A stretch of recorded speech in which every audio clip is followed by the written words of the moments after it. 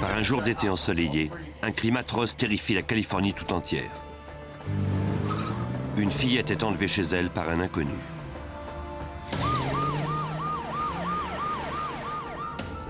Des centaines de policiers et de volontaires ratisseront plusieurs hectares de terres agricoles à la recherche de l'enfant. Le FBI se joindra bientôt aux équipes de recherche dans l'espoir qu'en réagissant rapidement, ils augmenteront les chances de trouver la fillette avant qu'il ne soit trop tard.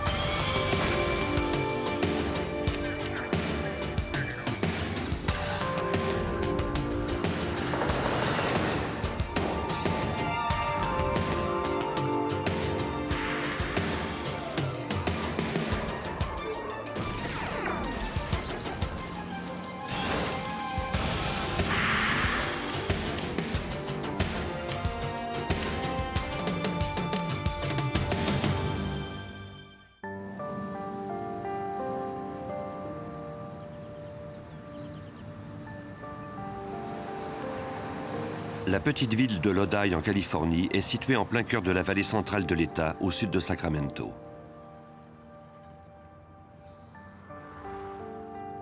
Elle est entourée de terres agricoles, des vergers et des vignobles les plus fertiles au monde. Les gens s'installent ici parce qu'ils préfèrent la tranquillité de Lodi et son faible taux de criminalité à l'agitation des grandes villes.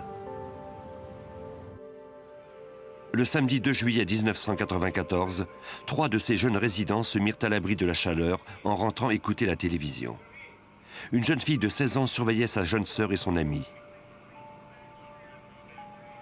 Leurs parents étaient partis au Michigan pour le long week-end de la fête nationale.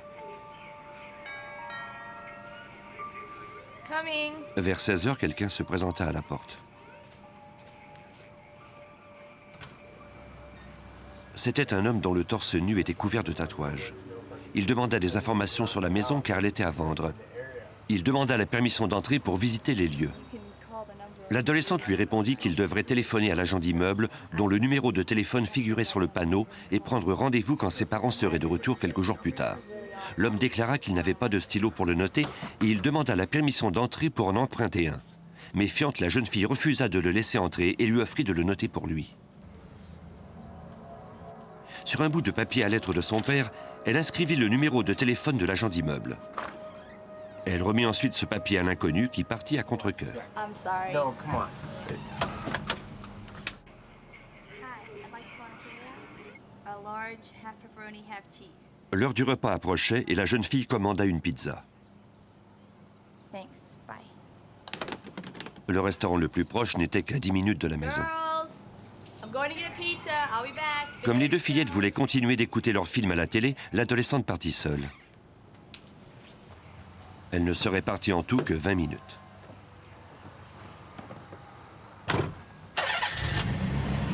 Laisser les deux fillettes seules pendant un aussi court laps de temps ne lui semblait pas dangereux.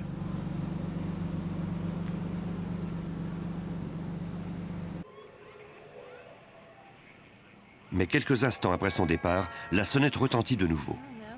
Maybe your sister forgot her keys. La plus jeune des deux sœurs répondit à la porte. Hi, I was here a little bit ago, a little earlier, and I talked. C'était le même homme au torse Give me nu. a phone number, and I just want to know if I can borrow a phone book. Yeah, can you hold on? La fillette alla lui chercher un annuaire téléphonique comme il le lui avait demandé.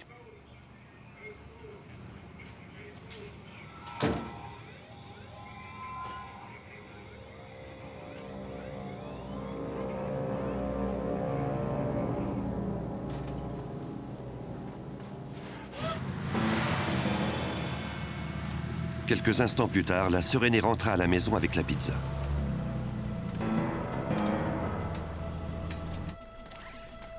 Elle appela les deux fillettes, mais n'obtint aucune réponse. Got pizza. L'homme au torse nu l'attaqua alors en lui plaçant la lame d'un couteau sur la gorge.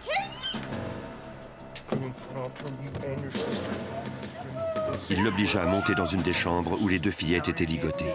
Down, hands behind your back. If you ever want to see mommy and daddy, Il lui ligota les chevilles et les poignets à son cou. very quiet and very still. Aucune des trois ne savait ce qui allait arriver. Tremblante, la jeune amie des deux sœurs sentit que l'intrus défaisait le lien qui lui maintenait les chevilles.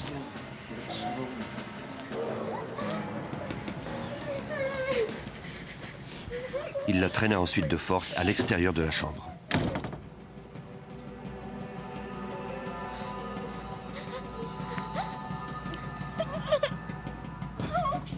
Dans une autre chambre, celle au fond du couloir, l'homme jeta sa jeune victime sur le lit en la menaçant de la tuer, elle et ses amis, si elle criait. Il lui ligota de nouveau les chevilles.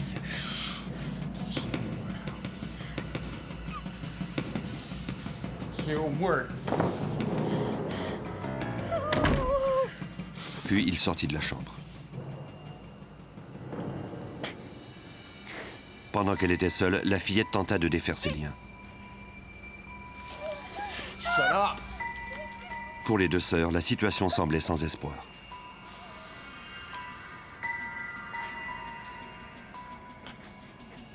Après quelques moments d'angoisse, la fillette restée seule parvint à se libérer les mains.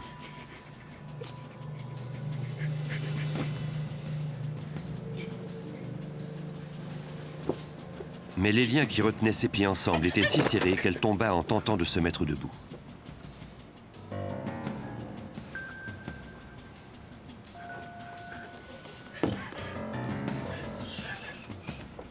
Elle pouvait entendre les pas de l'homme et les cris de ses amis au fond du couloir. Elle se glissa alors dans un placard ouvert.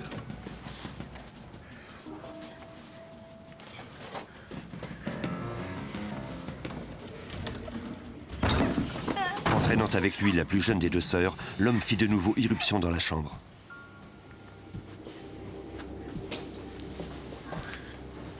Stand up, stand up.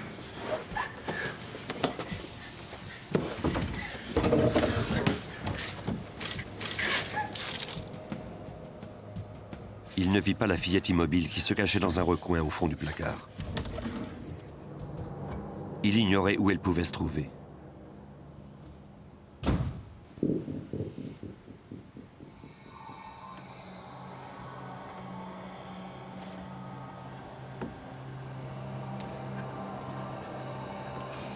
Quand elle n'entendit plus aucun bruit, la fillette quitta sa cachette.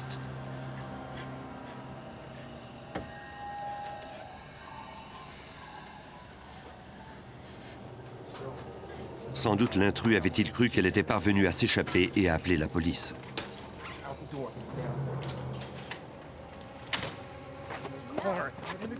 Comme il avait perdu le contrôle de l'une de ses otages, il décida de se concentrer sur une seule des jeunes filles. Il força la plus jeune des deux sœurs à monter à bord de la voiture de ses parents et démarra.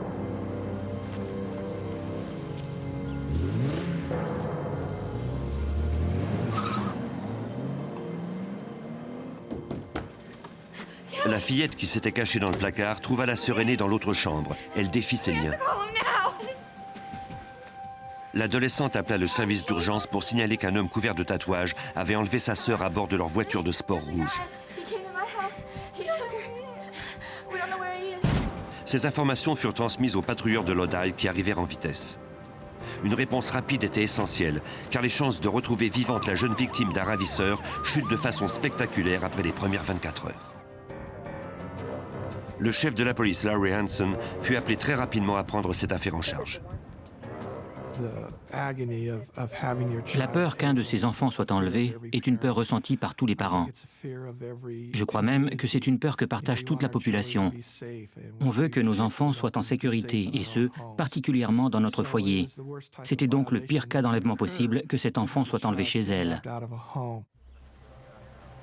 Les policiers tentèrent de rejoindre les parents de la fillette au Michigan, mais ils n'y parvinrent pas tout de suite. Comme ceux-ci se trouvaient dans un chalet isolé, des policiers furent dépêchés sur les lieux pour leur annoncer la nouvelle de l'enlèvement de leur plus jeune fille. Quant aux deux autres, elles avaient été conduites à l'hôpital pour y subir un examen avant d'être interrogées. La police transmit une description de l'enfant, de la voiture de sport et de son numéro de plaque d'immatriculation à toutes ces unités de patrouille.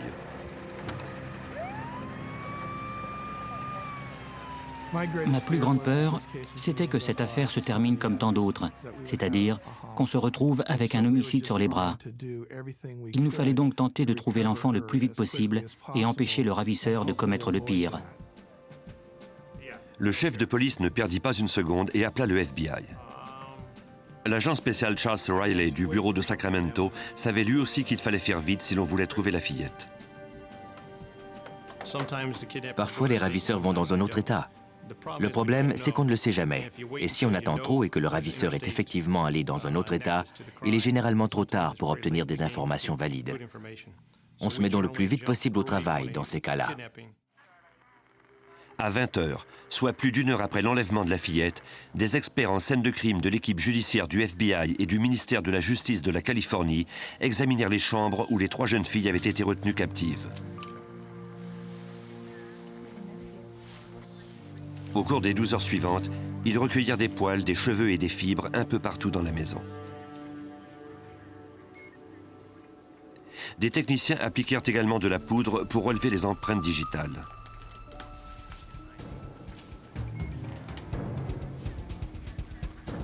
Peut-être ces indices leur permettraient-ils d'identifier le ravisseur.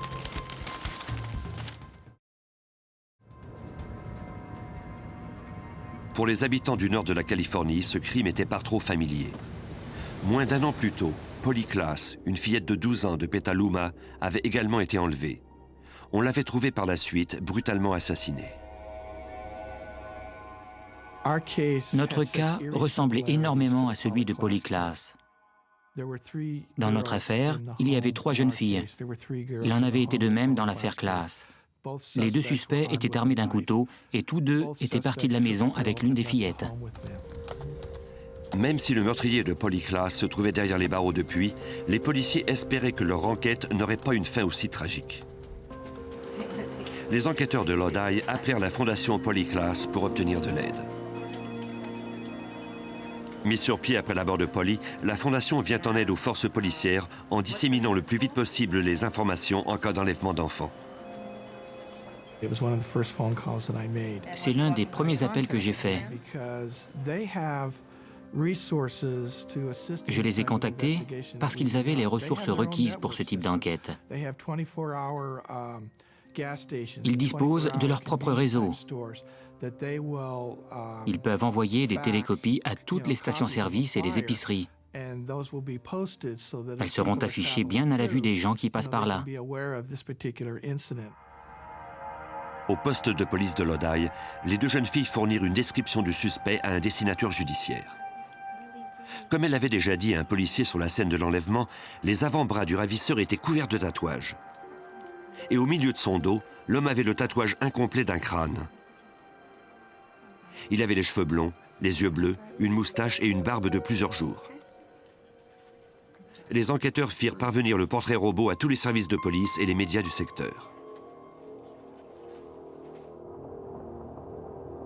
À 30 km de là, sur une route isolée dans le secteur rural de San Joaquin, le propriétaire d'un ranch qui rentrait chez lui vers 20 h 30 remarqua un feu de brousse dans l'un de ses champs.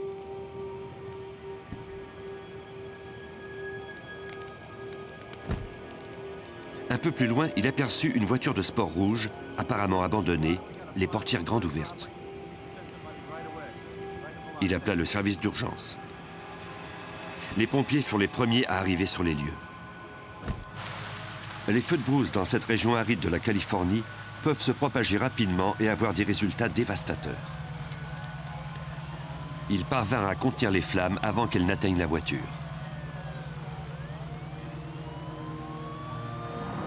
Le lieutenant Mike Padilla du bureau du shérif de San Joaquin arriva quelques instants plus tard. On a reçu un appel radio selon lequel il y avait un incendie suspect. En plus du feu, on avait trouvé une voiture abandonnée. En voyant cette voiture, on a constaté qu'elle correspondait à la description de celle dont la police de Lodi nous avait parlé dans les bulletins spéciaux. Elle lui ressemblait beaucoup. Quand on a finalement pu s'en approcher assez pour voir la plaque d'immatriculation, on a appelé au bureau où on a pu confirmer qu'il s'agissait bien de la voiture volée par le ravisseur. Apparemment, le véhicule avait provoqué l'incendie en cahotant dans le champ avant de s'arrêter.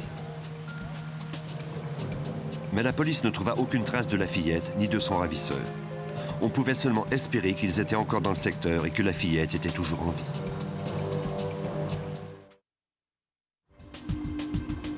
À 20 h 30, le 2 juillet 1994, soit 1h30 après l'enlèvement d'une fillette chez elle à Lodi en Californie, les enquêteurs avaient trouvé le véhicule qu'avait utilisé le ravisseur pour prendre la fuite dans un champ à San Joaquin County, près d'un feu de brousse.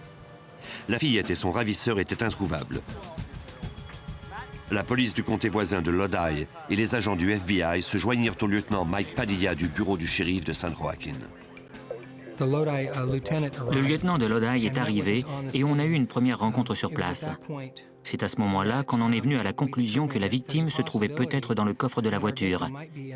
Même si ce véhicule était très compact, le coffre était tout de même assez grand pour contenir une fillette.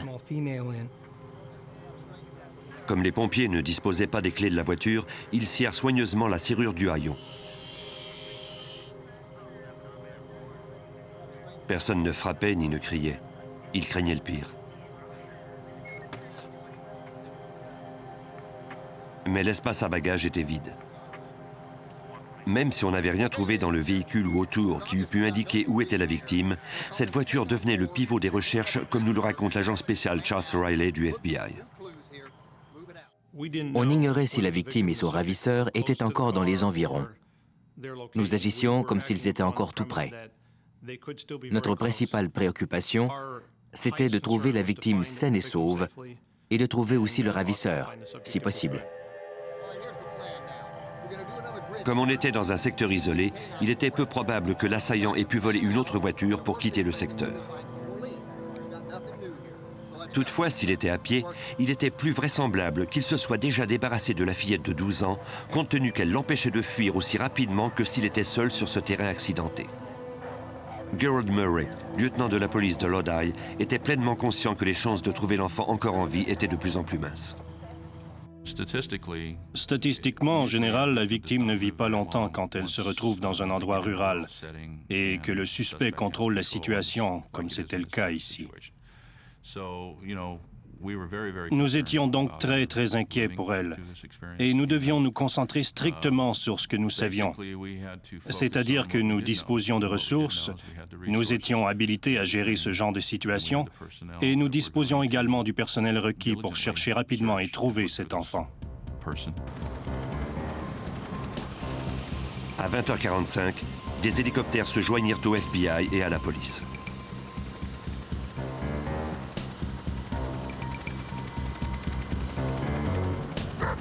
Du haut des airs, les pilotes pourraient guider les enquêteurs s'ils apercevaient le ravisseur et la fillette. Pour voir dans l'obscurité, ils disposaient d'un radar spécial sensible aux variations de température. Cette technologie ultra sophistiquée rend lumineux sur un écran tout ce qui génère de la chaleur, notamment des personnes ou le moteur d'une voiture. Au sol, on fit appel à des escouades canines. Les enquêteurs espéraient suivre le ravisseur et sa victime à leur odeur. Les chiens menèrent les membres de l'équipe dans les bois, mais après 1,5 km, il n'y avait plus aucune piste. Le lieutenant Mike Padilla de San Joaquin se rendit alors compte que pour couvrir un secteur rural de cette importance, il devait trouver beaucoup plus de personnel. Même si notre service de police est plus important que celui de Lodi, le secteur de recherche était beaucoup trop grand pour qu'on s'en charge seul. On a donc fait appel à d'autres services de police, ce que nous faisons à l'occasion en Californie. On contacte autant de services de police que nous croyons nécessaires. Dans ce cas-ci, on a demandé l'aide de 10 comtés et la réponse a été extraordinaire. Le bureau du shérif de San Joaquin mit aussi au service des équipes de recherche un centre de commandement mobile. L'autobus servirait de quartier général, permettrait de transmettre les informations le plus rapidement possible et d'assigner les responsabilités aux différentes unités qui participaient aux recherches. On pouvait déplacer cet autobus très vite si nécessaire. La police de San Joaquin et les services des incendies du comté fournirent des plans routiers et topographiques de toute la région. Leur connaissance du terrain serait précieuse aux agents du FBI et la police de Lodi qui fouilleraient le secteur de 5 km², c'est-à-dire la zone maximale qu'ils pouvaient fouiller avec le personnel dont ils disposaient. Leur première tâche consistait à ériger un périmètre de sécurité, comme se le rappelle l'agent spécial du FBI, Charles Riley. On ne savait pas combien de temps s'était écoulé entre l'arrivée de cette voiture et le début de nos recherches. On a donc dressé un périmètre de sécurité autour d'une zone que nous pouvions fouiller. Dans ce cas-ci, on a bloqué les routes entourant le secteur où nous avions trouvé la voiture. Malheureusement, ces routes étaient relativement éloignées. Il fallait faire plus de 1,5 km dans toutes les directions à partir de la voiture. On a donc dressé ce périmètre pour s'assurer que le ravisseur ne quitterait pas la zone. Des unités de la patrouille des autoroutes de la Californie et les policiers de San Joaquin et de Lodi prirent la responsabilité de surveiller les routes importantes qui donnaient accès à la zone de recherche. Le périmètre ressemblait à une immense roue dont les rayons auraient mesuré 1,5 km chacun et dont le centre était la voiture abandonnée sur le ranch. De nombreux hélicoptères survolaient toujours le secteur. Les pilotes espéraient apercevoir la fillette ou son ravisseur à l'aide de leur radar à infrarouge. À l'intérieur de la zone de recherche, les équipes se mirent à aller voir chacune des maisons, chacun des ranchs éparpillés sur les terres vallonnées. Peut-être le ravisseur connaissait quelqu'un dans la région. Les agents et les policiers décrivirent le ravisseur et sa victime aux propriétaires des ranchs et ils leur demandèrent s'ils avaient vu quoi que ce soit d'anormal. Mais personne ne put fournir d'informations. La plupart des gens furent même surpris d'apprendre qu'on effectuait ces recherches. On a assigné les policiers de Cabarrus County aux recherches sur chacune des propriétés et on leur a demandé de fouiller tous les bâtiments qui s'y trouvaient. Ils devaient s'assurer qu'aucun véhicule n'avait disparu, comme de l'équipement de ferme, des véhicules tout-terrain, ce genre de trucs. Ils devaient également informer les résidents des recherches qu'on effectuait, au cas où ceux-ci apercevraient la victime ou son ravisseur. Il y avait de nombreux bâtiments et granges à proximité de la voiture abandonnée. Les propriétaires terriens indiquèrent aux policiers comment s'y rendre et ils les autorisèrent à les fouiller. Au cours des 2 heures suivantes, des dizaines d'équipes effectuèrent des recherches méticuleuses, mais ne trouvèrent aucune trace de l'homme tatoué ni de la fillette. Comme le secteur était vaste, les enquêteurs posèrent du ruban jaune autour des bâtiments fouillés, de façon à ce que les groupes qui viendraient ensuite ne les fouillent pas de nouveau. Mais même si les équipes procédaient de façon méthodique, le terrain vallonné donnait l'avantage aux ravisseurs. Quand les équipes revenaient, on leur demandait « Dans le secteur que vous venez de fouiller, quelqu'un pourrait-il toujours s'y cacher ?» Et malheureusement, on nous répondait souvent que c'était possible. Quelqu'un pouvait effectivement être encore là. À 23 heures, plus de 4 heures s'étaient écoulées depuis l'enlèvement de la fillette. Les équipes de recherche ignoraient si l'enfant était toujours en vie. Et l'on n'avait aucune indication qu'elle et son ravisseur se trouvaient toujours dans la zone de recherche. Les enquêteurs espéraient qu'en alertant le public au bulletin de nouvelles de 23 heures, ils recevraient des appels leur fournissant des pistes éventuelles. Le chef de police de Lodi tint donc une conférence de presse et répondit à toutes les questions qu'on lui posait, même celles de ses propres enfants. Je suis le père de 5 enfants. Ma plus jeune avait alors 5 ans et elle avait appris que cet enlèvement avait eu lieu. Quand elle m'a vu à la télévision, elle a demandé plus d'une fois à ma femme si on avait trouvé la petite fille. Malheureusement, la femme du chef dut dire à son enfant qu'on la recherchait toujours.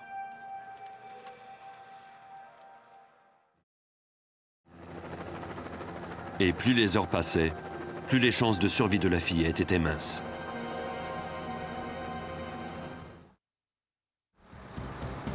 À 5 heures du matin, le 3 juillet 1994, plus de 10 heures s'étaient écoulées depuis l'enlèvement d'une fillette dans sa propre maison. Le FBI et des dizaines de services de police avaient érigé un périmètre de sécurité autour d'une zone de 5 km² dans le comté de San Joaquin, où ils croyaient que le ravisseur s'était enfui avec l'enfant la veille au soir. Plus de 100 représentants des forces de l'ordre, notamment le lieutenant Gerard Murray de la police de Lodi, se demandaient ce qu'ils devaient maintenant faire. Nous étions très inquiets. On ignorait s'il se trouvait toujours dans cette zone et si on ne perdrait pas un temps précieux. Pouvait-il se trouver au sud de l'autoroute 26 de sorte qu'on les aurait manqués? Le ravisseur allait-il la molester? Allait-il la tuer? Qu'allait-il faire d'elle au juste?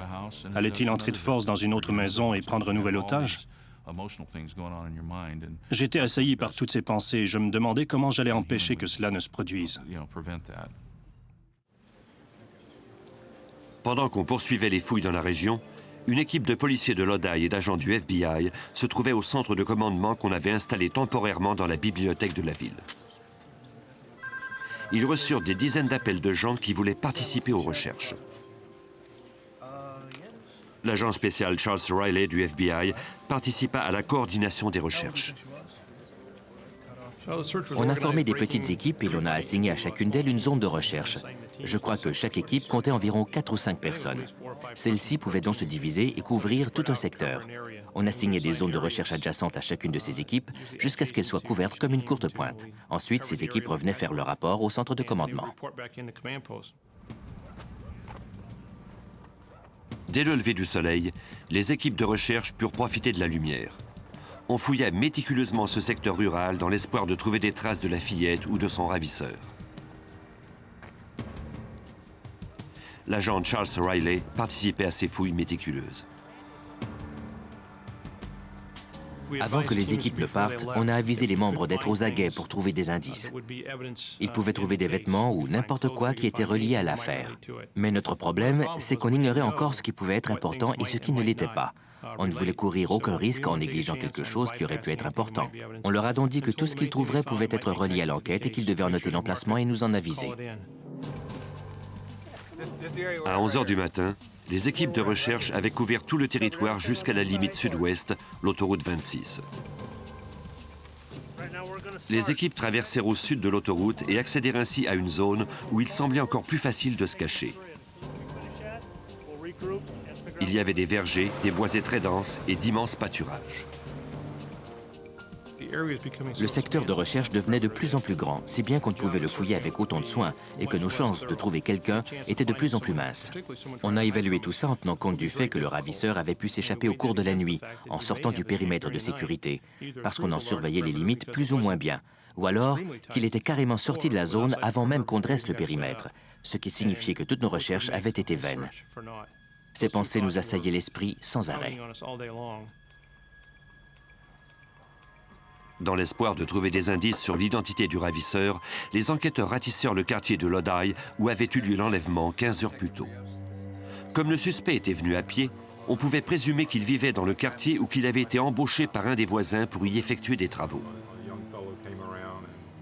Mais personne ne le connaissait. Toutefois, plusieurs voisins se rappelaient avoir aperçu l'homme tatoué. Une jeune fille déclara qu'elle lui avait parlé environ 1 heure avant l'enlèvement. Il marchait dans le quartier et s'arrêtait dès qu'il voyait une propriété à vendre. Comme il le ferait par la suite chez la victime, il avait déclaré qu'il était intéressé à acheter la maison et avait demandé la permission de la visiter. La jeune fille avait refusé en l'invitant plutôt à appeler l'agent d'immeuble dont le numéro figurait sur l'écriteau. Mais comme l'homme continuait d'insister, le père de la jeune fille vint voir à qui elle parlait.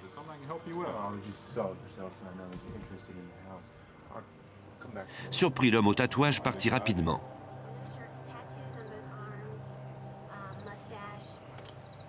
La description que la jeune fille donna de l'homme correspondait en tout point à celle des deux témoins. Il semblait bien que ce vagabond cherchait à s'en prendre à de jeunes filles. Voici le chef de police, Larry Hansen.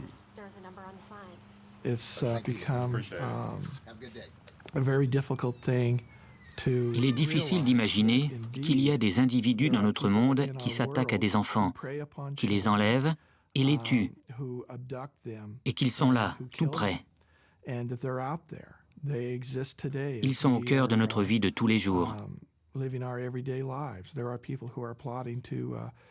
Ils font des plans pour enlever l'enfant de quelqu'un.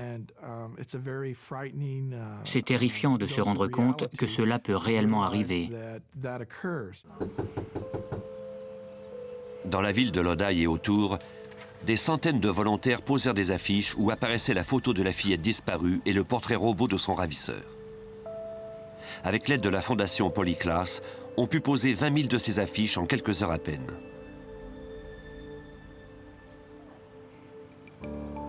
Une de ces affiches porta fruit. Une femme et son amie croyaient avoir reconnu le visage du ravisseur.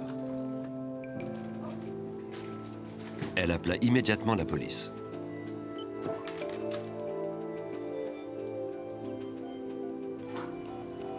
Is this the Lodi Police Department? Selon elle, l'homme du portrait pouvait être son fils, Stephen Reese Cochran, âgé de 25 ans. Du centre de commandement installé dans la bibliothèque de Lodi, Un répartiteur dépêcha des enquêteurs à la maison de cette femme pour prendre sa déposition. Elle vivait tout près du quartier de la fillette disparue.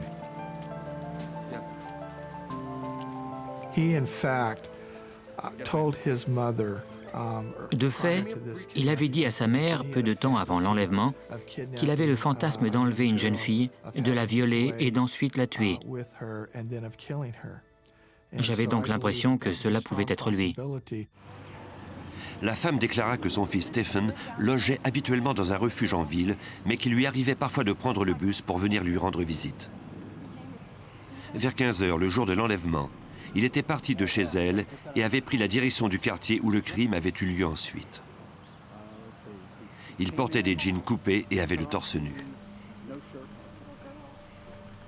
La femme montra une photo de son fils au policier. Elle correspondait au portrait robot du suspect. Stephen Reese Cochran avait été incarcéré à plusieurs reprises au cours de ses 25 ans d'existence. Moins de 2 mois plus tôt, il avait été remis en liberté d'une prison de l'Arizona où il avait été interné pour avoir agressé sexuellement une mineure. Le FBI nous a aidés à obtenir les empreintes digitales de ce Stephen Reese Cochran par télécopieur. Le laboratoire du ministère de la Justice nous avait fourni une aide précieuse en relevant les empreintes digitales dans la maison. On les a comparées à celles de Cochran et constaté qu'elles étaient parfaitement identiques. La police fit immédiatement diffuser la photo du suspect dans les médias. Jusque-là, plus de 400 policiers et volontaires s'étaient joints aux recherches à San Joaquin, où le ravisseur avait abandonné la voiture volée 18 heures plus tôt. On n'avait trouvé aucune trace de lui ou de la fillette.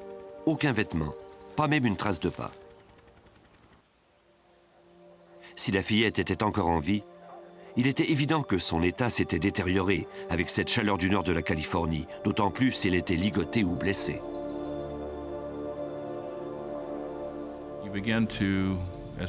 Les gens du poste de commandement et moi avons longuement parlé ensemble. On s'assoyait et on échangeait sur toutes ces émotions qui nous tenaillaient. Et ça nous soulageait de partager tout cela, les uns avec les autres. Après cela, c'était comme si nous ressentions un second souffle, comme une autre bouffée d'espoir. Il y avait ceci à faire, cette recherche à organiser, cette autre étape à commencer pour qu'on en vienne à boucler la boucle et réussir notre mission. Vers 14 h, une voiture s'approcha de policiers garés sur une route à l'intérieur du périmètre de sécurité de 5 km². L'homme avait été si impressionné par la nouvelle de l'enlèvement de la fillette qu'il avait décidé d'effectuer ses propres recherches. Il avait circulé sur toutes les routes du secteur, examiné les champs pour tenter d'y apercevoir le suspect ou la fillette. L'agent spécial Charles Riley du FBI se rappelle les efforts de cet homme, efforts qui allaient porter fruit. On poursuivait toujours les recherches, particulièrement au sud, près d'un ruisseau, dans un secteur où le feuillage était très dense. Soudain, un automobiliste qui roulait sur la route a vu quelqu'un sortir des buissons. C'était un coin où il n'y avait aucune équipe de recherche.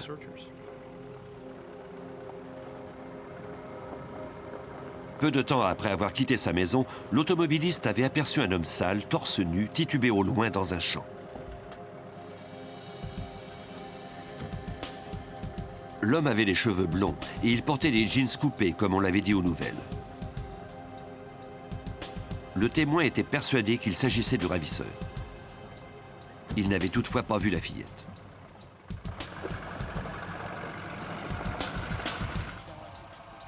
Malgré tout, après ces 19 heures de recherche sur plusieurs hectares, c'était la première fois qu'on pouvait croire que le fugitif se trouvait toujours dans la zone surveillée. Un des policiers alerta immédiatement le centre de commandement et leur donna la position du suspect.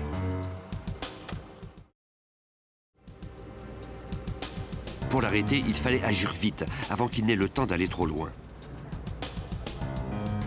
Pendant qu'agents et détectives dépêchaient toutes les équipes dans le secteur où l'on avait aperçu le ravisseur, ils reçurent un autre appel, cette fois d'un garde forestier. On a entendu un homme à la radio qui disait qu'il avait vu le sujet près d'un enclos à chevaux.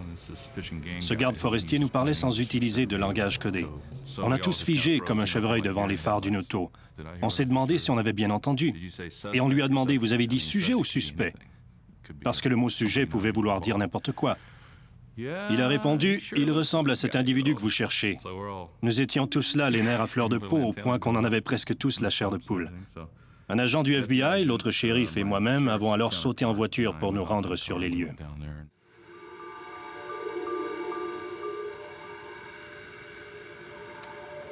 Les policiers les plus proches arrivèrent les premiers dans un secteur isolé où il y avait un moulin à vent flanqué d'un enclos pour nourrir les animaux. Leur arme à la main, les 3 policiers prirent position juste de l'autre côté du champ. Ils surveillèrent les lieux en silence et virent l'homme tatoué sortir seul du bois, sans l'enfant. Ils sont parvenus à converger en un point du terrain et à se cacher avant que le suspect n'ait franchi la colline. Il semblait se diriger vers eux. Sans doute était-il déshydraté et pensait-il trouver de l'eau à cet endroit. Le fugitif semblait exténué. Les policiers ignoraient toutefois s'il était toujours armé d'un couteau. Après presque 20 heures de poursuite, les autorités mirent enfin Stephen Reese Cochran en détention. Le repris de justice déclara qu'il ignorait pourquoi on l'arrêtait. Il ajouta qu'il ne se rappelait rien des dernières 24 heures parce qu'il était sous l'influence de la drogue. Lorsque les enquêteurs lui demandèrent où se trouvait la fillette, il refusa de répondre. Pour le chef de la police, Larry Hansen, ce fut un moment chargé d'émotions contradictoires. J'étais soulagé que le suspect soit enfin en détention, mais j'étais toujours très inquiet qu'on n'ait pas retrouvé la victime avec lui. Le fait qu'ils n'étaient pas ensemble me préoccupait au plus haut point. Je ne me permettais pas de m'en tenir au fait qu'on l'avait arrêté. On devait retrouver la petite fille.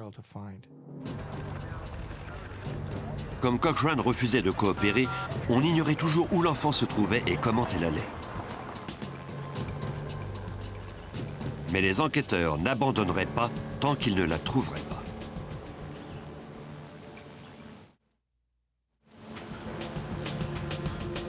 Le 3 juillet 1994, 20 heures après le début de recherche pour trouver une enfant enlevée en Californie, le FBI et les autorités locales avaient arrêté le présumé ravisseur de la fillette, Stephen Reese Cochran.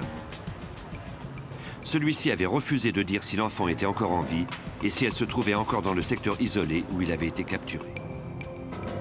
Même si les chances de retrouver vivant l'enfant dans ce terrain accidenté étaient minces, Larry Hansen, le chef de police de Lodi, tentait de garder espoir. Le plus souvent, on ne retrouve jamais les enfants qui ont été enlevés. Ou si on les retrouve, ils sont déjà morts. J'avais toujours ça en tête au fur et à mesure que cette enquête semblait se dénouer. Mais encore une fois, on essayait de rester constructif et continuer à croire qu'on la trouverait en vie.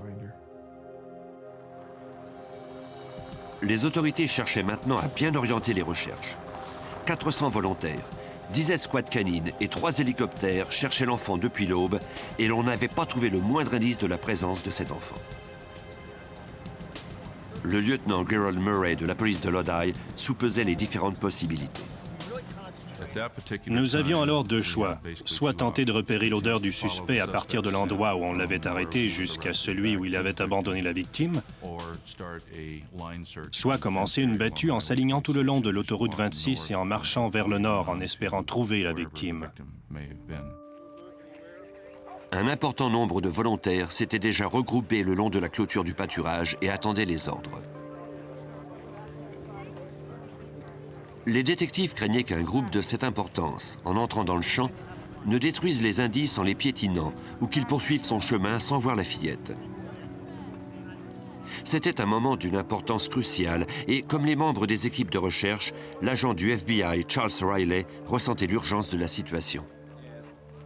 On pense beaucoup aux familles. Tous les chercheurs en ont une. Même si l'on tente de garder la tête froide, c'est une situation qui vous affecte personnellement. Et l'on se dit, et si c'était ma sœur ou ma fille? On n'échappe jamais à ce genre de questions. Les enquêteurs en vinrent à la conclusion que la meilleure solution serait de faire appel à une nouvelle meute de chiens et de leur faire repérer l'odeur de Cochran à partir de l'endroit où il avait été arrêté, près du point d'eau. Le problème, c'était qu'il faudrait attendre au moins 30 minutes avant que les escouades canines n'arrivent sur place. Les volontaires, eux, trépignaient d'impatience.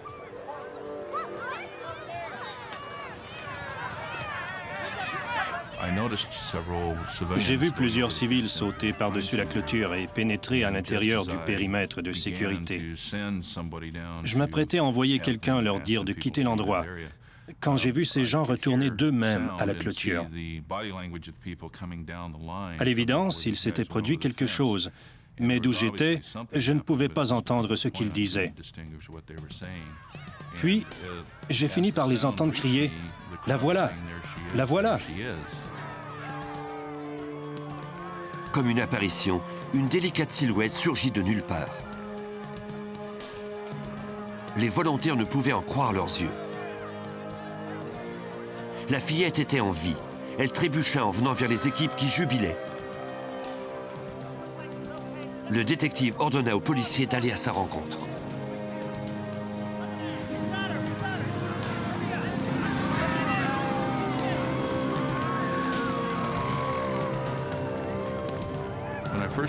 Quand j'ai vu la victime descendre la colline, c'était comme si toutes mes émotions avaient forcé la digue à l'intérieur de moi. Toutes les peurs, les inquiétudes, le sentiment de désespoir se sont envolés. Et à vrai dire, cela m'a pris 10 bonnes minutes pour reprendre mes esprits et redevenir fonctionnel. Les gens se tapaient dans les mains, ils se serraient dans leurs bras, se donnaient des poignées de main, se congratulaient en pleurant. C'était un moment incroyable. Ce n'était plus une affaire policière, mais bien un événement qui touchait toute la communauté. Et j'ai vraiment pu voir à quel point cela nous avait affectés.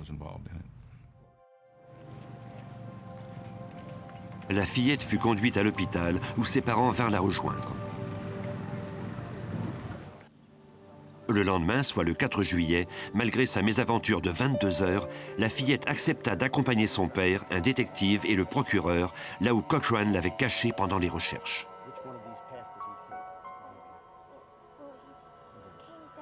Elle déclara que pour éviter d'être repérée, Cochran les avait tous deux barbouillés de boue. Il l'avait également forcé à rester à moitié immergé dans l'eau corrompue d'un étang.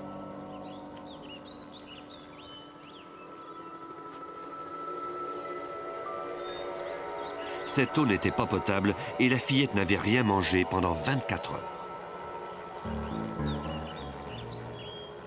Cochran se déplaçait sans cesse. Il ne restait jamais au même endroit très longtemps.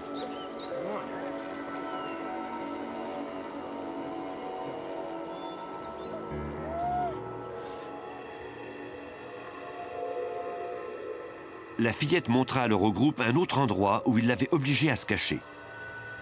Au lever du soleil, il s'était couché sous de la paille. Alors qu'il se trouvait à cet endroit, un policier qui roulait avec un véhicule tout-terrain est passé le long de la clôture. Il était à moins de 10 mètres d'eux. La victime, malgré les menaces de son ravisseur, a sorti un pied pour tenter d'attirer l'attention du policier, mais en vain. La fillette ajouta qu'elle s'était endormie à cet endroit. À son réveil, elle avait constaté que Cochran n'avait plus de couteau. Quelques mètres plus loin, la police trouva l'arme qu'il avait plaquée sur la gorge de l'enfant à maintes reprises. On releva plus tard l'empreinte de Cochran sur ce couteau. Après qu'on eut déterminé qu'il était apte à subir son procès, Stephen Reese Cochran plaida coupable à 23 chefs d'accusation, dont enlèvement, agression, cambriolage et vol d'une voiture. À la Cour supérieure de San Joaquin, il a été condamné à 106 ans de prison pour ses crimes. Même la fillette de 5 ans du chef de police Larry Hansen a compris l'importance de cette affaire. Une fois que tout cela était fini et que j'ai enfin pu rentrer chez moi et dormir, elle est arrivée à la maison et on lui a dit qu'on avait retrouvé la petite fille. Elle s'est rendue jusqu'à la porte de ma chambre et elle a embrassé cette porte en disant « Merci, papa ». Et quand je donne des conférences à des policiers, je leur fais toujours remarquer que si une enfant de 5 ans peut saisir l'importance d'une affaire comme celle-là, qu'ils essaient d'imaginer l'impact que cela peut avoir sur une population. Suite à l'affaire Polyclass, qui a mené à l'établissement d'une fondation œuvrant à la recherche d'enfants disparus, et suite aussi à l'heureuse conclusion de l'affaire de Lodi, on a maintenant un modèle à suivre dans les cas d'enlèvement d'enfants. C'est en réagissant rapidement et collectivement que les communautés apprennent à augmenter le pourcentage de succès dans les cas d'enlèvement de ces innocentes victimes.